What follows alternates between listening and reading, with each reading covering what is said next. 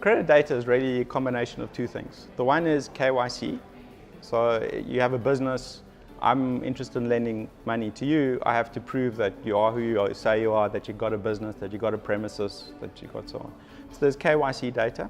And the other element is I need to be sure that you're going to pay me back.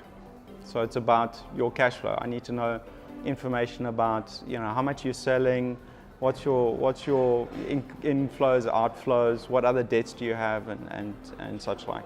In developed markets, we have companies like TransUnion that aggregate data from a lot of different databases, typically banks and financial institutions, insurance companies and so on, that contribute into this central pool that becomes a credit bureau. And then if you as a business or as an individual want to loan, quite often the lenders go and they query TransUnion. They say, what's this person's credit score? In the emerging markets, the data is too decentralized. Quite often it's not even digital.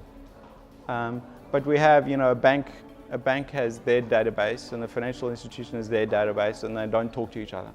So in order for a business to get a loan, they go to the bank and the bank goes, fill out these 43 different forms, and then it takes 4 months. Why? Because the merchant has to run around and gather the same information that he provided the other guy. So it would be much more efficient that as a business is generating this data, that we encrypt it, we make it available, we solve the trust problem, and then we give it to the merchant and say, here's your data. And the data is live, so it's not like just KYC data, which is quite static, but it's live in that as you transact across SmartPesa, for example, we're adding more information about your revenue streams, your cash flow information. And so it then becomes your asset that you have to then go and say, okay, now I need a loan. Let me go to the bank or a peer-to-peer provider or an alternative lender and say, here's my information, give me a loan.